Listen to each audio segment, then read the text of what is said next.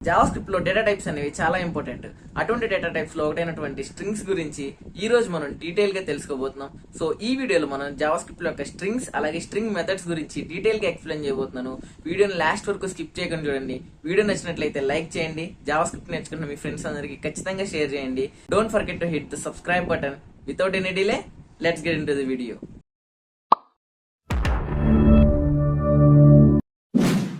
Enjoy పండగ. So JavaScript లో మనం స్ట్రింగ్స్ ని 3 టైప్స్ లో డిఫైన్ చేయొచ్చు అనమాట. So double quotes, single quotes అలాగే బ్యాక్ టిక్స్ లో మనం జావాస్క్రిప్ట్ లో స్ట్రింగ్ ని అయితే డిఫైన్ చేయొచ్చు. ఇక్కడ నేను హలో జావాస్క్రిప్ట్ అని ఒక స్ట్రింగ్ డిఫైన్ చేశాను. సో ఇప్పుడు మనం జావాస్క్రిప్ట్ లో స్ట్రింగ్ మెథడ్స్ గురించి మాట్లాడుకోబోతున్నాం.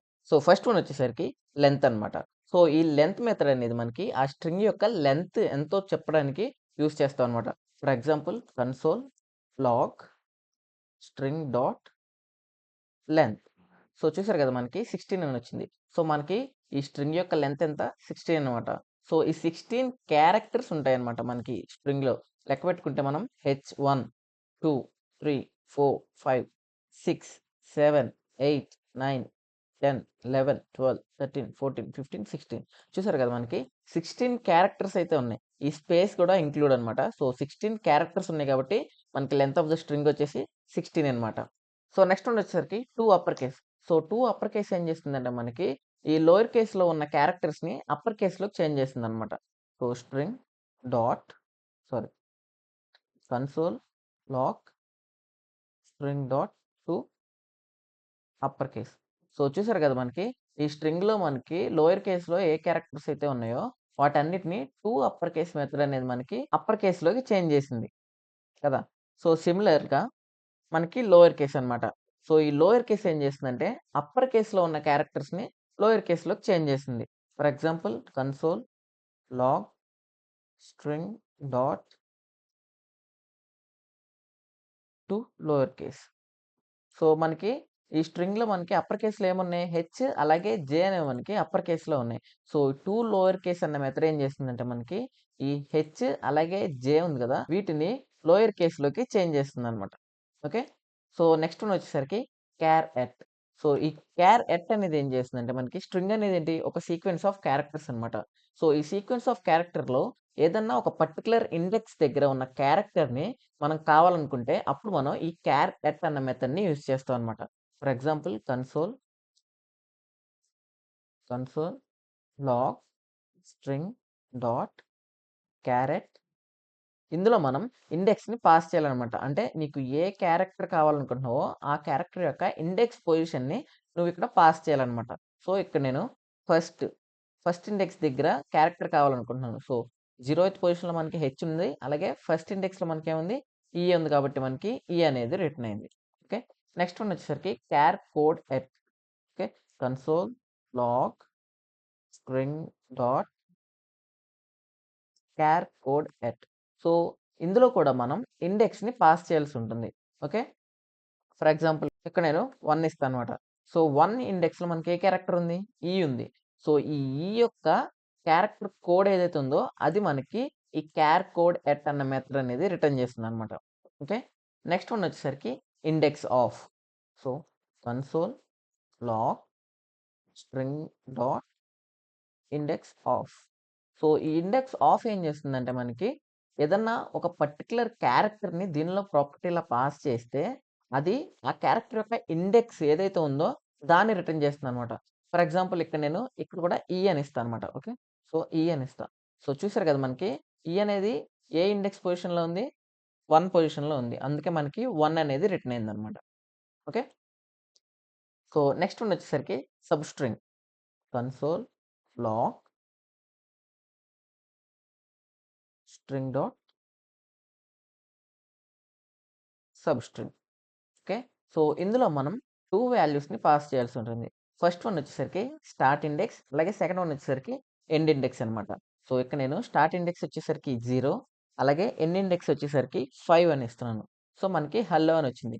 ఎందుకంటే మనకి ఈ స్టార్ట్ ఇండెక్స్ 0 నుంచి ఎండ్ ఇండెక్స్ 5 వరకు మధ్యలో ఉన్న క్యారెక్టర్స్ ఏవైతే ఉన్నాయో దాన్ని నేను రిటర్న్ చేస్తున్నాను అనమాట. ఓకే. అంటే ఇక స్ట్రింగ్‌లోంచి ఒక పార్ట్‌ని నేను రిటర్న్ చేస్తున్నాను. ఓకే. అది మనకి సబ్‌స్ట్రింగ్ అనమాట.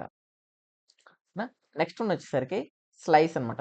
సో, ఈ స్లైస్ ఏం చేస్తుందంటే, ఇది కూడా మనకి ఈ ఎంటైర్ స్ట్రింగ్‌లోంచి ఏదన్నా ఒక పార్ట్‌ని రిటర్న్ చేయడానికి యూజ్ చేస్తాం. కానీ ఈ సబ్‌స్ట్రింగ్‌కి, ఈ స్లైస్‌కి డిఫరెన్స్ ఏంటంటే, సబ్‌స్ట్రింగ్ అనేది నెగెటివ్ ఇండెక్స్‌ని యాక్సెప్ట్ చేయదనమాట. ఫర్ ఎగ్జాంపుల్ ఇక్కడ నేను 0-1 ఇస్తాను. చూసారు కదా! మనకి ఎటువంటి సబ్‌స్ట్రింగ్ అయితే మనకి రిటర్న్ అవ్వట్లేదు. కానీ ఇక్కడ మనకి -1 పొజిషన్‌లో ఏముంది? టీ ఉంది. అంటే మనకి ఎల్లో జావా స్క్రిప్ట్ వరకు రావాలి. అంటే టీ ఎక్సెప్ట్ మనకి పీ వరకు రావాలనమాట సబ్‌స్ట్రింగ్. కానీ ఇక్కడ మనకేమొస్తుంది? ఎంప్టీ స్పేస్ వస్తుందనమాట. కదా! సో, అటువంటి పరిస్థితుల్లో మనం ఈ స్లైస్ మెథడ్‌ని యూజ్ చేస్తాం. So, console log string dot slice. So, start index వచ్చేసరికి 0 అలాగే ఎండ్ ఇండెక్స్ వచ్చేసరికి నేను -1 ఇస్తాను. చూసారు కదా! ఇప్పుడు మనం ఎండ్ ఇండెక్స్‌లో -1 ఇచ్చినప్పుడు మనకేమొచ్చింది? ఒక సబ్‌స్ట్రింగ్ అయితే రిటర్న్ అయింది. కానీ మనం ఈ సబ్‌స్ట్రింగ్ మెథడ్‌లో ఎండ్ ఇండెక్స్ నెగెటివ్‌లో ఇస్తే మనకి ఎంప్టీ స్పేస్ అయితే వస్తుంది కదా! సో, అదే అన్నమాట మనకి ఈ సబ్‌స్ట్రింగ్‌కి అలాగే ఈ స్లైస్‌కి ఉన్న main difference. So, next one వచ్చేసరికి trim. Console log variable name dot trim. So, ఈ ట్రిమ్ మెథడ్ ఎందుకు యూజ్ అవుతుందంటే, ఫర్ ఎగ్జాంపుల్ ఇక్కడ మన స్ట్రింగ్ వేరియబుల్ ఉంది కదా! ఇక్కడ నేను ఫస్ట్‌లో ఒక ట్యాబ్ స్పేస్ ఇస్తాను. అలాగే ఎండింగ్‌లో ఒక ట్యాబ్ స్పేస్ ఇస్తాను. ఓకేనా?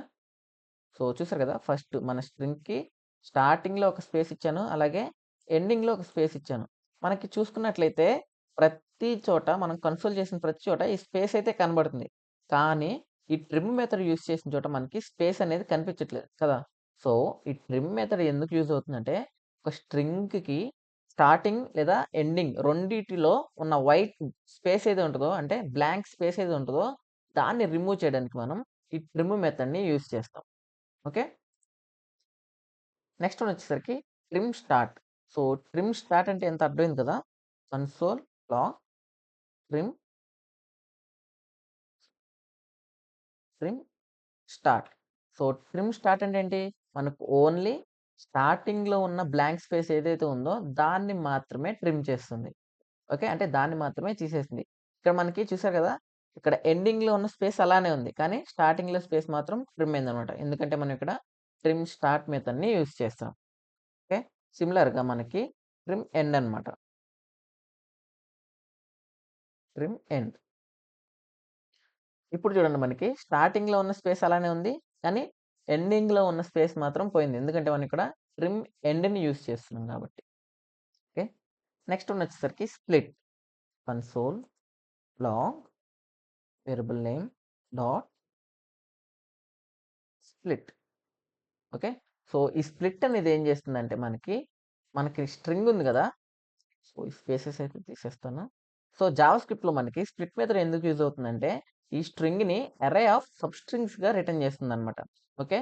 ఇక్కడ మనకి హెల్లో జావా స్క్రిప్ట్ అనేది స్ట్రింగ్. ఈ స్ప్లిట్ మెథడ్‌లో మనం ఒక సెపరేటర్‌ని పాస్ చేయాలి. ఆ సెపరేటర్ అనేది మనకి మన ఎంటైర్ స్ట్రింగ్‌ని సబ్‌స్ట్రింగ్స్‌గా డివైడ్ చేస్తుంది. అంటే సెపరేట్ చేస్తుందనమాట. సో, ఇక్కడ నేను సెపరేటర్ వచ్చేసరికి ఒక బ్లాంక్ స్పేస్‌నైతే సెపరేటర్‌గా యూజ్ చేస్తున్నాను.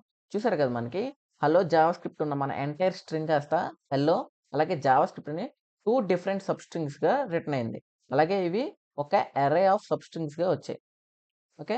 సో, ఇదనమాట మనకి split method. So, next one వచ్చేసరికి రీప్లేస్. సో, ఈ రీప్లేస్ మెథడ్ ఏం చేస్తుందంటే console log string dot replace.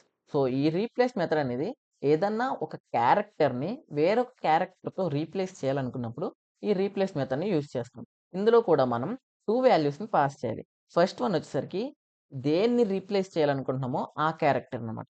So, ఇక్కడ నేను హెచ్‌ని రీప్లేస్ చేయాలనుకున్నాను. సో, హెచ్ ఇస్తాను. సో, నెక్స్ట్ వన్ వచ్చేసరికి దేనితో రీప్లేస్ చేయాలనుకుంటున్నామో అది. సో, ఇక్కడ నేను హ్మ్. ఈ ఎట్ ద రేట్ సింబల్‌తో రీప్లేస్ చేయాలనుకుంటున్నాను. ఓకే. సో, హెచ్‌ని ఎట్ ద రేట్ సింబల్‌తో రీప్లేస్ చేయాలనుకుంటున్నాననమాట. సో, మనకి రిటర్న్ చూసుకున్నట్లయితే హెచ్ ప్లేస్‌లో ఏమొచ్చింది? ఎట్ ద రేట్ సింబల్ అనేది రీప్లేస్ అయిందనమాట.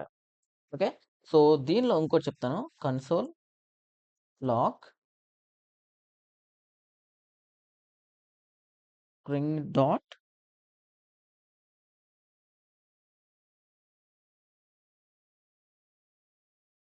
రీప్లేస్. ఇప్పుడు నేను ఏని డాలర్ సింబల్‌తో రీప్లేస్ చేయాలనుకుంటున్నాను. ఓకే.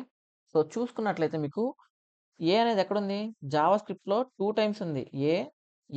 కానీ మనకి ఓన్లీ ఒక్క చోట మాత్రమే మనకి డాలర్ సింబల్ అనేది రీప్లేస్ అయింది. ఎందుకంటే రీప్లేస్ మెథడ్ అనేది మనకి లెఫ్ట్ సైడ్ నుంచి రైట్ సైడ్‌కి అన్ని క్యారెక్టర్స్‌ని చెక్ చేసుకుంటూ ఎళ్తుంది. ఎక్కడైతే మనం రీప్లేస్ చేయాలనుకున్న క్యారెక్టర్‌ని ఇది ఫైండ్ చేస్తుందో అప్పుడు రీప్లేస్ చేసి అక్కడ ఆగిపోతుందనమాట. సో, నెక్స్ట్‌కి వెళ్ళదు. ఓకే. ఫస్ట్ ఎక్కడైతే ఈ క్యారెక్టర్ దొరుకుతుందో దాన్ని రీప్లేస్ చేసి అక్కడే ఆగిపోతుంది. ఓకే. ఇది మనకి రీప్లేస్ మెథడ్. నెక్స్ట్ వన్ వచ్చేసరికి replace all. Console log string dot replace all. Okay. మనకి ప్రీవియస్‌గా అంటే రీప్లేస్ అనేది ఏదైతే ఫస్ట్ దొరుకుతుందో క్యారెక్టర్ దాన్ని మాత్రమే రీప్లేస్ చేసింది. కానీ ఈ రీప్లేస్ ఆల్ అనేది మొత్తం ఆ క్యారెక్టర్ ఎంటైర్ స్ట్రింగ్‌లో ఎక్కడున్నా, ఎన్ని సార్లున్నా వాటన్నిటిని రీప్లేస్ చేస్తుందనమాట. ఓకే. ఆహ్, చూసారు కదా! మనకి ఏ ఉన్న ప్రతి చోట ఈ డాలర్ సింబల్ అనేది రీప్లేస్ చేసింది. ఏంటిది? Replace all method. So, last one వచ్చేసరికి concat. So, console log string dot concat of. So, ఈ కాంకాట్ అనేది ఎందుకు యూజ్ అవుతుందంటే మనకి 2 ఆర్ మోర్ స్ట్రింగ్స్‌ని జాయిన్ చేయడానికి యూజ్ అవుతుందనమాట. ఓకే. ఫర్ ఎగ్జాంపుల్ ఇక్కడ నేను లెట్ స్ట్రింగ్ 1 ఈక్వల్స్ టు నమస్తే. అలాగే let string 2 equals to JavaScript అని ఇస్తున్నాను. String 1 dot concat string 2. చూసారు కదా మనకి నమస్తే జావాస్క్రిప్ట్ అని ఏమవుతుంది? ఈ 2 స్ట్రింగ్స్ అనేవి జాయిన్ అయినాయి అనమాట. అంటే కంకాట్ అయినాయి. మనకి మామూలుగా కంకాటినేషన్ ఎలా చేస్తామంటే console log string 1 plus okay. String 2 ఇలా చేస్తాం. సో, ఈ ప్లస్ అని ఉంది కదా! సో, ఈ ప్లస్ సింబల్‌కి రీప్లేస్‌మెంట్‌గా మనం ఈ కంకాట్ మెథడ్‌ని యూజ్ చేస్తాం అనమాట. సో, మీకు జావాస్క్రిప్ట్ స్ట్రింగ్స్ అలాగే జావాస్క్రిప్ట్ యొక్క స్ట్రింగ్ మెథడ్స్ అనేవి డీటెయిల్‌గా అర్థమైందనుకుంటున్నాను. వీడియో నచ్చినట్లయితే లైక్ చేయండి. జావాస్క్రిప్ట్ నేర్చుకున్న మీ ఫ్రెండ్స్ అందరికీ షేర్ చేయండి. Don't forget to hit the subscribe button. Thanks for watching.